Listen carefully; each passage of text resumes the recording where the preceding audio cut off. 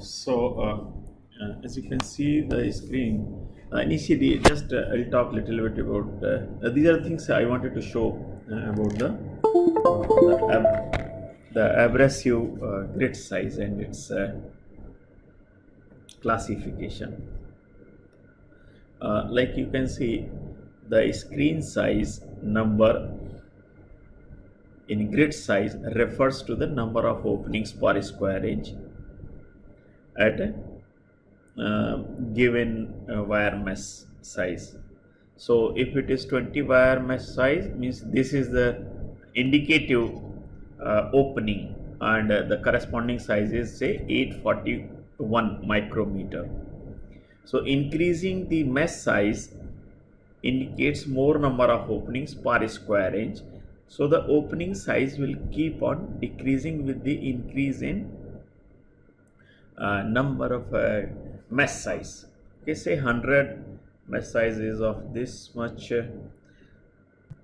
small, and then you can see 149 is the micrometer corresponding and this in the right side you can see the typical examples corresponding to the different grid sizes.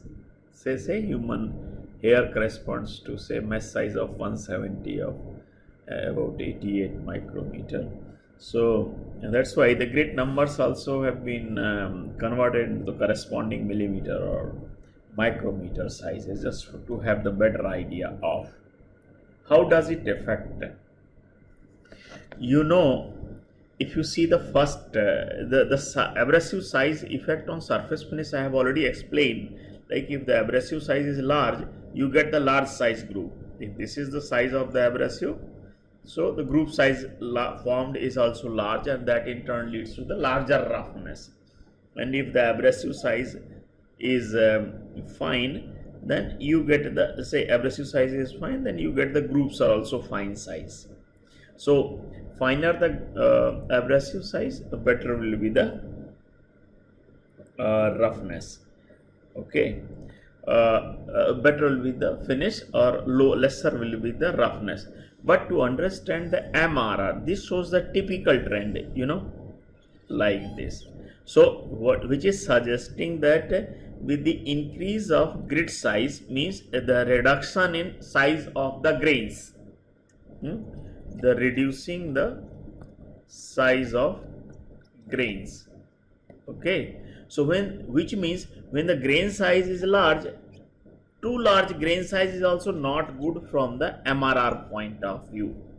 While so when you start decreasing the grain size, MRR increases.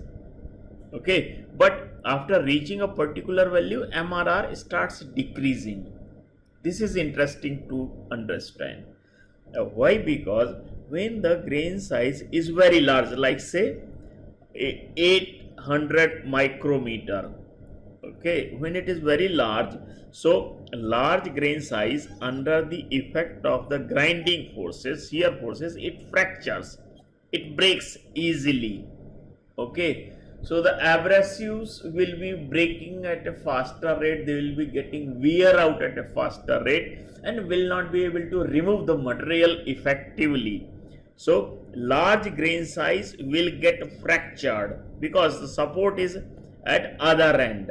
Okay, but when the grains, as you reduce the grain size, this cantilever effect acting by the friction and the shear forces at one end of the abrasive grains, that will be reduced, and as a result of that, the fracture tendency of the abrasive grains with the reduction of size will be reduced. So when the grain size is actually very large, it is easier to break using the shear forces as compared to the case when the grain size is small. Okay, so you need higher forces to break the smaller grains. Okay, so this is one thing. So the fracture tendency of the abrasive will keep on decreasing with the reduction of grain size, as is evident from this abrasive size versus wear rate relationship. Okay, but later on when you find that the abrasive size reduced significantly, then the size of the scratches or the volume of the material removed due to the scratch formation and cutting, that is also reduced. So with the reduction of the further grain sizes, the group size will keep on decreasing, otherwise it would have been larger, and that's why it was leading to the higher MRR. So here the grains are abrasives are stable, but they are not able to have the deeper abrasives scratches. On the other hand, when the abrasive size is very large, they can make it, but they are not able to sustain. They can make the deeper scratches, deeper cuts, but they are not able to sustain under the high forces, and that's why they start getting fractured. Okay, so that's why you get a trend of this kind with regard to the MRR. While the surface finish is directly related, it will keep on decreasing. The reason is, whatever the abrasive, large size abrasive, it will be making the deeper one, then the size will keep on decreasing. Size of the groove will keep on decreasing, and which in turn will keep on reducing the surface roughness, improving the surface finish. Okay, so this is about this diagram, relationship between the grid size and the MRR, material removal rate, and the grid and the surface roughness. I think about this thing I have already said, that the way by which the abrasives and the workpiece will be interacting. So they can simply do the cutting, removing the chips by the shearing. They can do simply plowing by displacing the material sidewise little bit, or they can simply do the rubbing and there is no displacement or the cutting. Okay, so the rubbing, plowing, or the cutting, these are the three ways by which the abrasives can interact. And in all these cases, whatever energy is being consumed in process of cutting, in plowing, or even in rubbing, directly the heat is there. So here frictional heat, here deformation heat, and here heat in shearing, heat generated due to the shearing action. All these will be contributing towards the heat generation and rise in temperature. Okay, about this also I have talked. So that was the first thing, after the abrasive. Second was the grid size. Third is the grade. So as I said, the grade indicates the bond strength between the abrasive and the bonding material in which it is fitted in. Okay, so the type of bond and type of bond certainly affects the grade. At the same time, the amount of the abrasives or the relative proportion of the bond and abrasive, that will also be affecting, and the processing conditions which are being used for the forming or making a grinding wheel. So bond strength is important because it affects the way by which the abrasive will be held in the grinding wheel or it will be dislodged. Okay, so if the bonding is poor, will be same. So the poor bonding between the abrasive, and the bonding material, will be calling it as a soft, and the letter A is used for the softest one. And if the very strong bond exists between the abrasive and the bonding material, then we'll call it as a hard. So the soft, in case of the soft grinding wheel, abrasive will get dislodged even with the little force.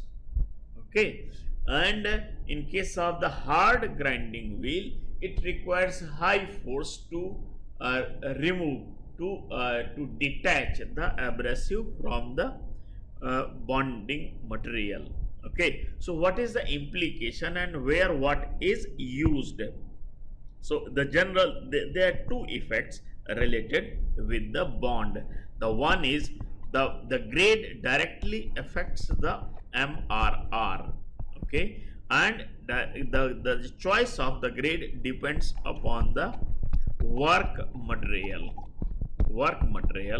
properties. Okay, so if it is easier to understand that when your soft grinding wheel is used, means the grade is soft, the abrasives are not held firmly, abrasives get dislodged very easily. In that case, we get the low metal removal rate. Okay, but the advantage of using the soft grade is the abrasives uh, initially will be doing cutting. As soon as their blunting starts, the grinding force increases and they get dislodged. So the moment the grinding wheel abrasives get dislodged, the fresh abrasives come into picture. So since the rate at which the fresh abrasives will be coming into action, so that is good, especially for cutting the hard material, because in case of hard material the force is high, so the abrasives will be dislodged very easily. The fresh cutting edges will be coming in very frequently and they will be helping in to remove the material, but the rate of material removal will be low. Okay, and the rate of wear, rate at which that they change in dimension of the grinding wheel, that will be taking at a much higher rate, because the wear shape and wheel shape and wheel size will change because of the this loss of the material, loss of the grinding wheel in case of the soft grade. But in case of hard grade, what you'll see, the bonding between the abrasive and the bond is very good, so it will not be removed easily, and that is why you see it will offer you high MRR, high metal removal rate, and it is good because the abrasives will not be dislodged easily, so the same abrasive will keep on working for longer time, especially when working with the soft materials. So the thing is very simple. The soft grades are used for the low metal removal rates and the hard workpiece material, while the hard grade grinding wheels like Z, V, X grade of the grinding wheel are used for high MRR, high metal removal rate, and the softer material. Okay, so this is what has been explained. Soft wheels lose the grains readily, very easily. Soft wheels are generally used for application requiring low metal removal rate and hard work material, while the hard wheels retain the abrasive grains very firmly, and therefore the hard wheels typically achieve the high stock removal rate, high metal removal rate, and normally preferred to work with the softer workpiece materials. Okay, so, and as I said, a letters are used to alphabets are used to categorize or classify the grinding wheel. A is for soft and Z is for the hard one. Okay, so now you see the third thing related with the important feature of the grinding wheel is the kind of density, kind of spacing between the abrasives in a wheel. That is referred as structure of the grinding wheel. No, so structure of the grinding wheel can be understood very easily from its composition, from its ingredients. So as you know, the grinding wheel is made of three things. One is abrasive, second is the bonding material, and third is air pockets, which we call as a pores. Okay, these are the three things, and pores are designed, actually pores should be there so that all the material removed that can also get spaces and can occupy, can find its place in the wheel itself, here and there, if not getting removed from the wheel. So when the proportion of the A, so these constituents can be represented like the percentage in a whole volume. What is the percentage, volumetric fraction of the abrasive volumetric fraction of the bonding material and volumetric fraction of the air pockets or pores. So that is what is represented using, say, the Pg represents the proportion of the abrasive grains, proportion of the bonding material using Pb, and Pp for the proportion of pores. So when the proportion of pore is high, means the gap and the proportion of the grains is less. So here this is low and this Pg is low and Pp is high, means the abrasives are widely spaced like this. The gap between the abrasive is more. And when it is just reverse, proportion of grain is high, okay, and the proportion of pore is low, then you will see that the spacing between the abrasive grain is very close. So when the abrasives are close, we call it, or closely spaced, we call it as a dense or close structure. When the spacing between the abrasive is more, we call it as a open structure.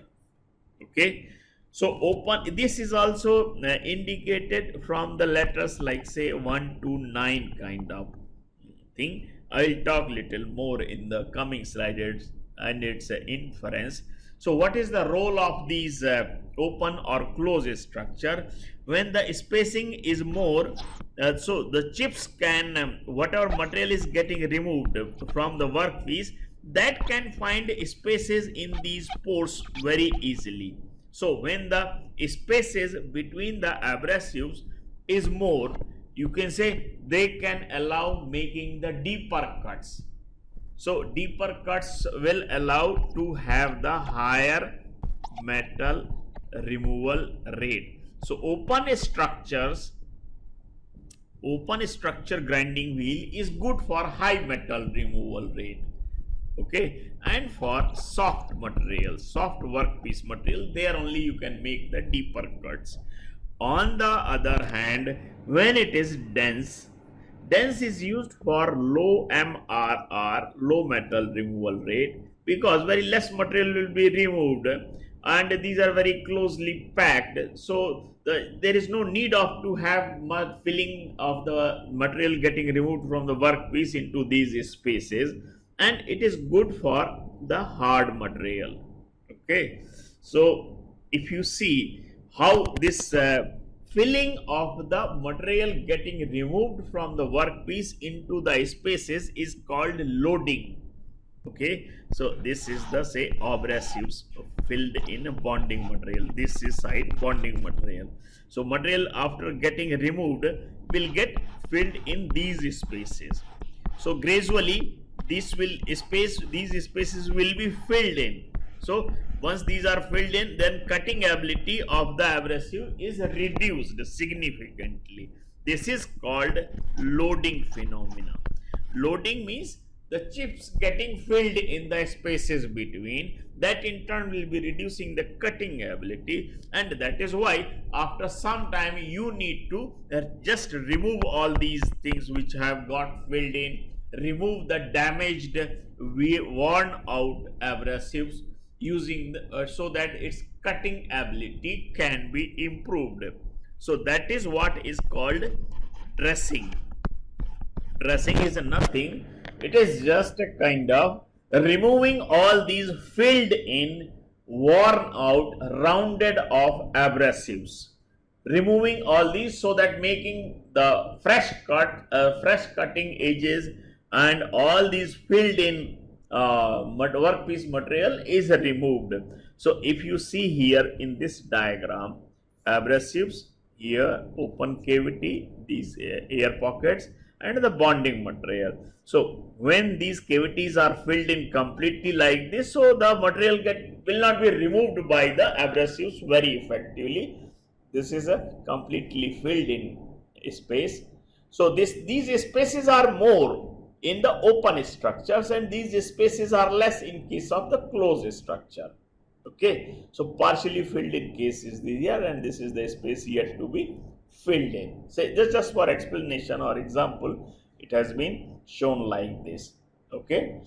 Third thing is the bonding material. Whatever bonding material in which the abrasives will be fitted in or filled in, so it is necessary. There are multiple bonding materials like the rubber, vitrified bond, ceramics, shellac, uh, silica. So there are a number of the types of the materials which are used as a bonding material.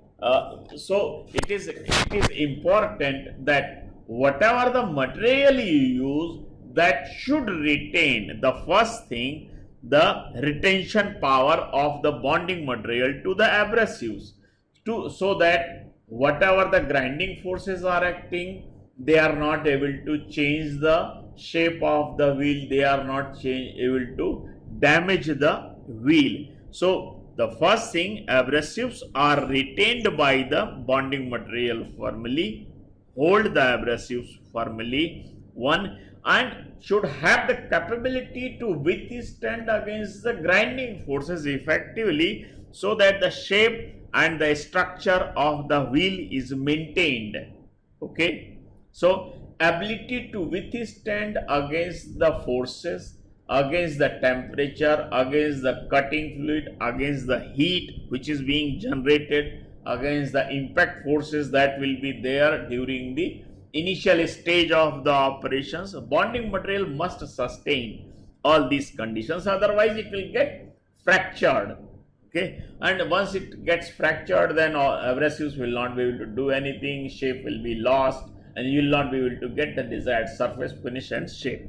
So the first and foremost important thing to act a material as a bonding material is hold the abrasive grains firmly and retain shape and structure. So in such a way that it is able to withstand against the forces, centrifugal forces, due to the high rotational speed which is used typically during the grinding, the high heat generated, so the resistance, enough resistance to the rise in temperature, or ability to withstand at a high temperature being generated during the grinding, and should also have good impact resistance, so that it doesn't get failed in brittle manner, to avoid shattering under the shock loading, especially high speed rotating wheel is brought in contact with the workpiece which is stationary. Okay. At the same time, some fragile behavior is also shown by it, so that especially when the worn forces, the grinding forces increase, it should permit the debonding of the abrasive from the bonding material, so that the fresh and new grains can be exposed, and they can come in contact with the workpiece material. Okay, these are the common bonding materials: vitrified, silicate bond, rubber bond, resinoid bond, shellac bond, metallic bond. So in metallic bond, what we do, this is a metal, say zinc or copper, and in this one you will see at the top surface layer some ceramic material will be applied, and it will be pasted like this. I think I have got one. So the most common one is the vitrified bond. Okay, for good finish and high rotational speeds, shellac bond is used. Shellac bond and rubber bonds are used. For very high hardness, grinding of the high hardness materials, the metallic bonds are used. Okay, so this is about the bonding material. So I think I have talked about all three main constituents of means all five constituents of the grinding wheel, and these were the abrasives, grit, grade, structure, and bond.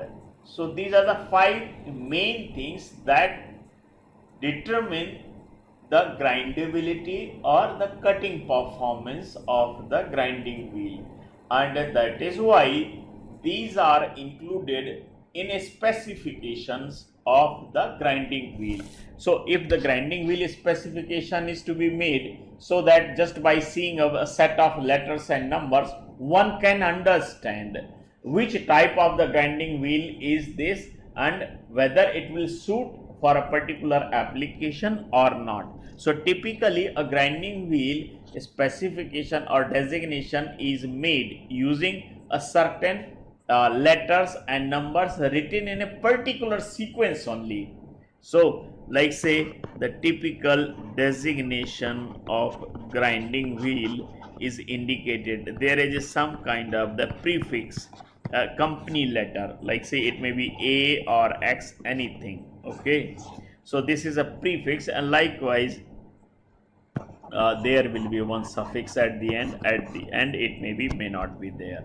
Okay, so this is one thing. This has nothing to do, these two things have nothing to do with the specification or features of the grinding wheel. So the designation of the grinding wheel will have certain prefix or suffix indicating the typical features of the company only.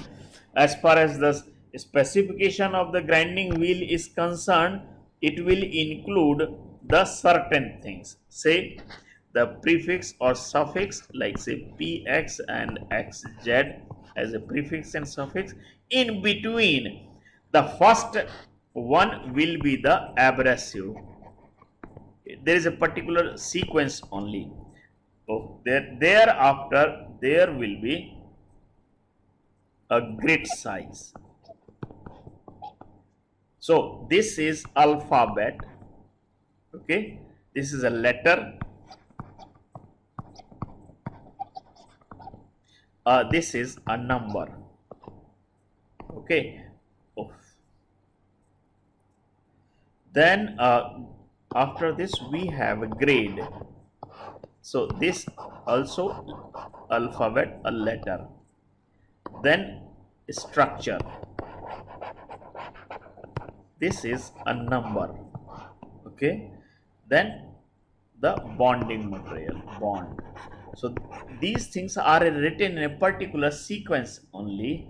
So the first, always it is written as abrasive, then grit, then grade, then structure, and then bonding material, and at the end you may have the suffix or initially it may be prefix. Okay, so how it is done, that is what I will show you. This is a particular way National Standard Institute has given, American National Institute has given particular way of writing the designation of the grinding wheel. So it has the numbers and letters to specify. These are written in a particular sequence. So the first is type of abrasive which is being used in a grinding wheel, then the grit size, then the grade of the wheel, then wheel structure and bonding material. So this is the same thing what I have explained. First the abrasive, then grit, then grade, then structure, and then bond. So these 5 important things are always written in a particular sequence only. So you may get a letter like S, number 30, C, 4, and say E, okay, or R. So grinding wheel designation is written like this only, wherein what it can show as say silicon carbide, then grit size is 30, the grade is C, structure is 4, and the bonding material is say rubber. Okay, so these are this, and this is what is shown in detail. Okay, so I was talking about this grinding wheel. So if you see, so there is a prefix, okay, and then there is a suffix. So none of these prefix and suffix are mandatory, none of these are mandatory. Okay, so like say the first letter in the designation is A here. So first is alphabet, which indicates the type of abrasive. The second is the number indicating the grid size. Third is the again letter which is indicating the grade. The fourth one is the structure, is a number indicating this structure, and fifth is the bonding material. So these are always written in particular sequence, and this is in very short. It has been indicated what is the significance of these numbers and what are the kind of different common designations which are used. Say M is you. So here D may be for the diamond, C is here all the silicon carbide. Then some number is some alphabet is given to the cubic boron nitride. So A for aluminum oxide, C for silicon carbide. Okay, so here the 46. So what is the meaning of this? The grid size. So coarse grid size is, although on there I had shown like 30 onwards or 20 onwards, but grid sizes can be from 80 to 24 considered as a coarse. Medium grid size is considered from 30 to 60. Fine grid size from 70 to 180, and very fine grid size from 220 to 600. Okay, the grade, as I said, soft grade is shown.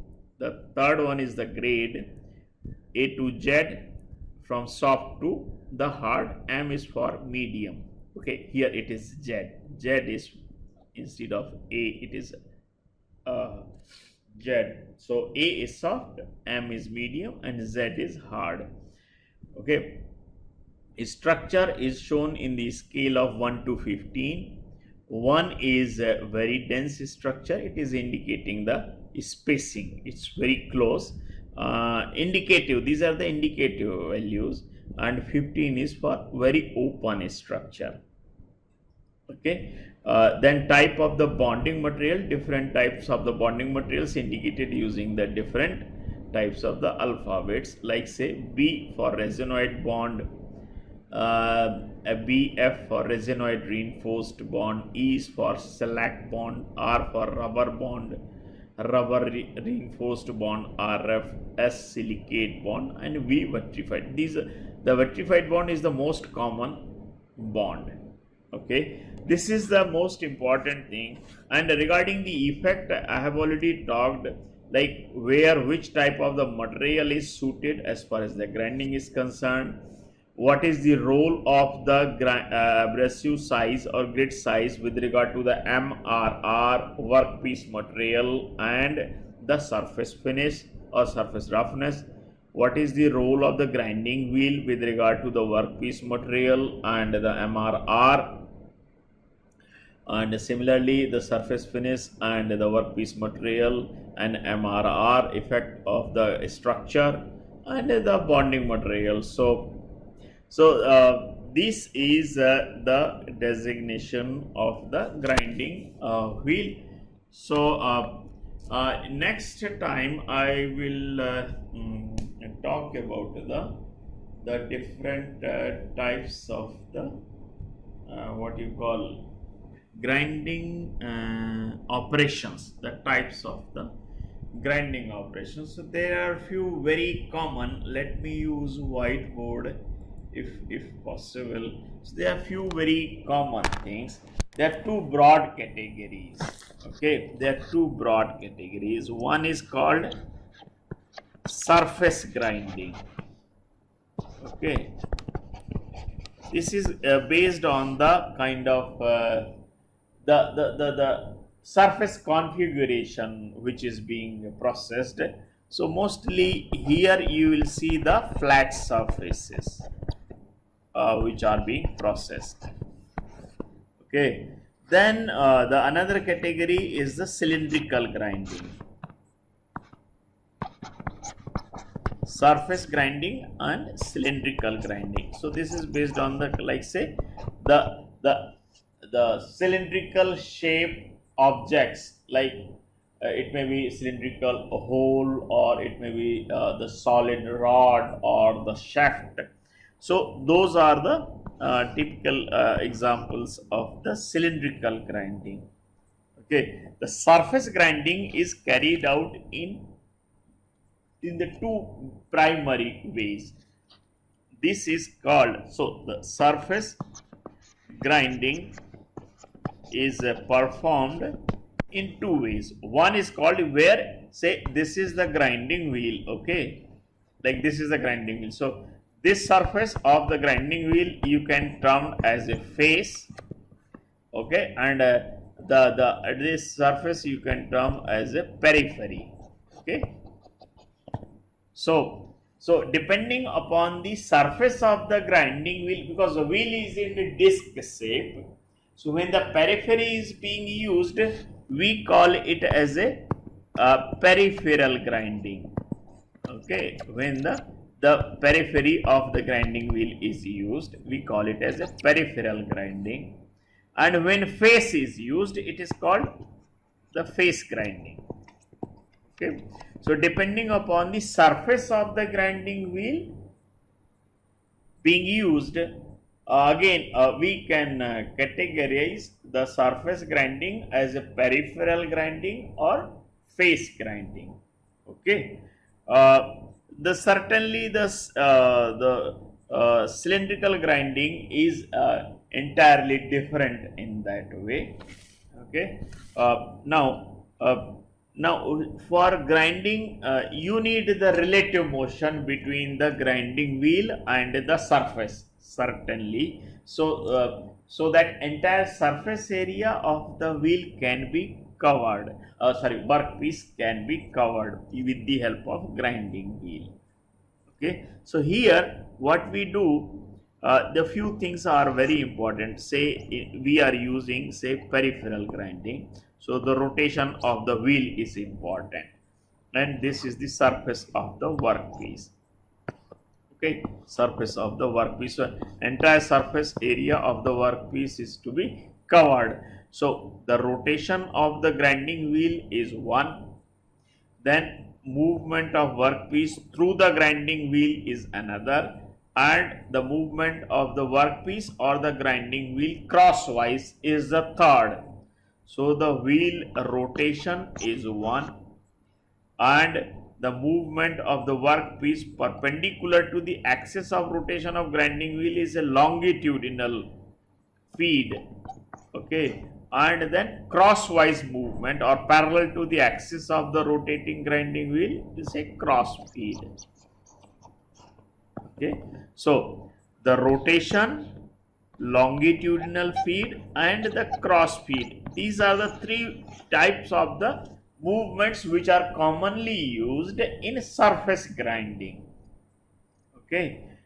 Because mostly the linear movement is given to the workpiece in surface grinding, and the rotational movements are given to both workpiece and the grinding wheel in case of the cylindrical grinding. So that is what can be seen very clearly in this diagram, which I will be showing you.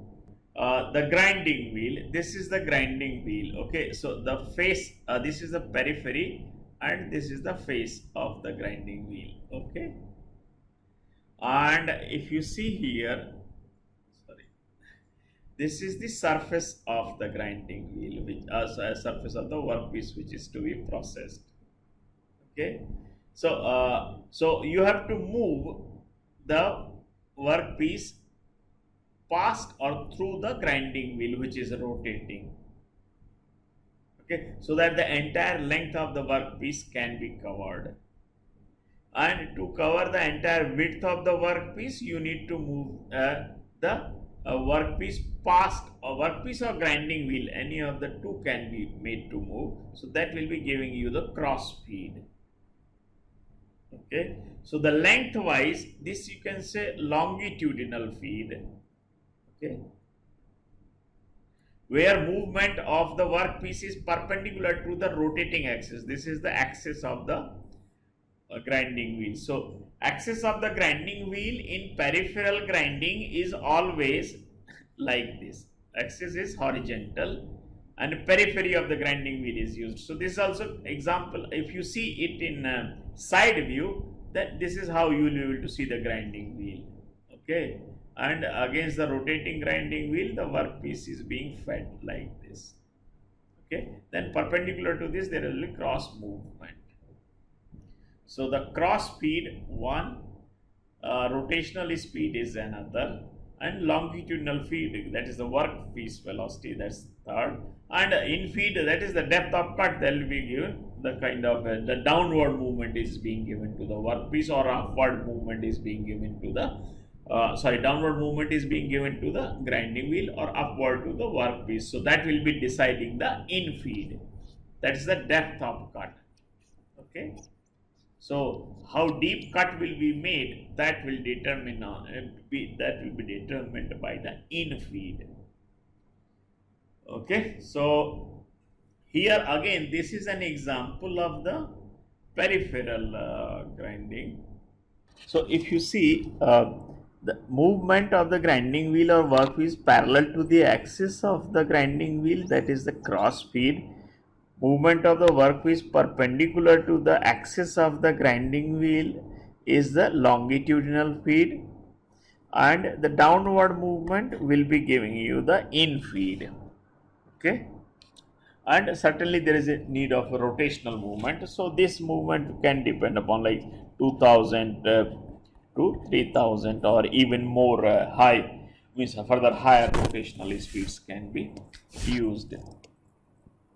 So the one thumb rule, smaller the grinding wheel size, that's the diameter, higher the RPM possible, and higher the larger the size or the diameter of the grinding wheel, lower will be the speeds, because it is like say based on like pi dn.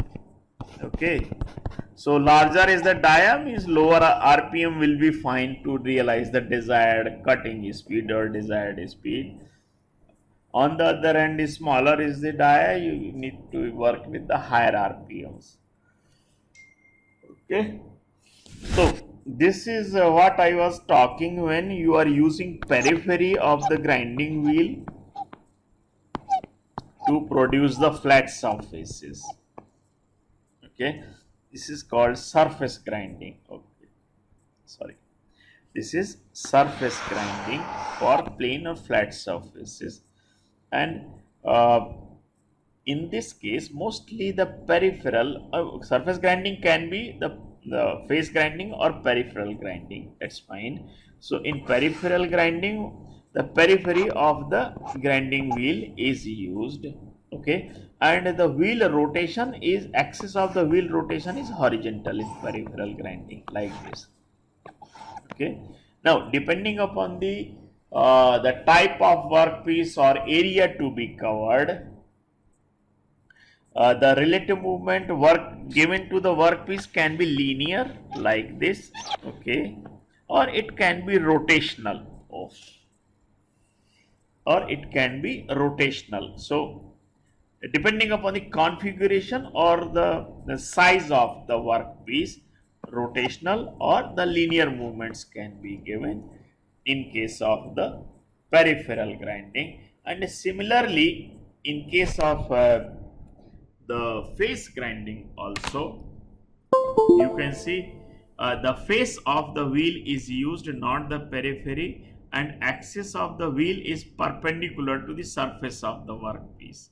Okay, this axis is vertical, axis of rotation of the wheel is vertical, and the face of the wheel is used for the grinding purpose. So face grinding is also used for producing the flat surfaces, and axis of the wheel is vertical.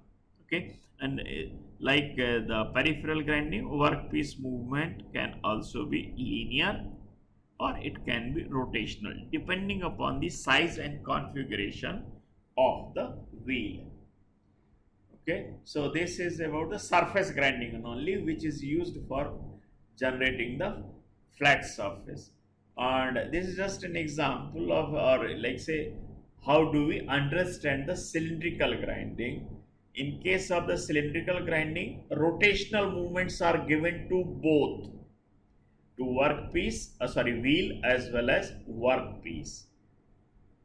Okay, so obviously in case of the surface being finished can be external or it can be internal also.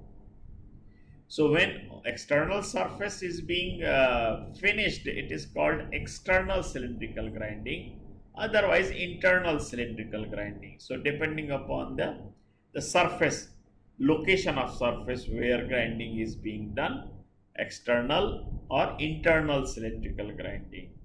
So in case of external cylindrical grinding, in any case the wheel will be applied outside only, and from it will be interacting with the workpiece, and both will be visible. Here you can see, and both are given the rotational movement, and here you can see both are being given same direction rotational movement, and depending upon the relative movement with the relative position of these two axes in feed, or the depth of cut in case of the cylindrical grinding is determined. Okay. So and this is what you can see in internal cylindrical grinding. This is the external surface of the cylinder, and say internal surface of the cylinder is to be processed, then the entire wheel will be inserted inside the grinding wheel, inside the workpiece, and then rotational movement. You see, workpiece is rotated in this direction, and the wheel is rotated in opposite direction, and you can see the wheel will be pressed against the internal surface of the grinding wheel to give the required in feed. Okay, so so this is about the cylindrical grinding, mainly used for rotational parts. It can be internal, it can be external cylindrical, and these are the two ways by which internal and external cylindrical grinding. In both these two cases, if you see, the workpiece and the grinding wheel axes are fixed. They need to be fixed and rotated, and then their positions are changed in very controlled way with respect to each other to give the desired in feed. So there is a particular position. Okay, so this is also called centered cylindrical grinding, means where the workpiece and the grinding wheel rotate along the particular axis of rotation. It's not free floating, but when it is, so that's why it is also called center type cylindrical grinding, when the workpiece or grinding wheel rotate at a particular central axis. Okay, but there is a typical grinding process where the rotation of the workpiece or grinding wheel doesn't happen at a particular center.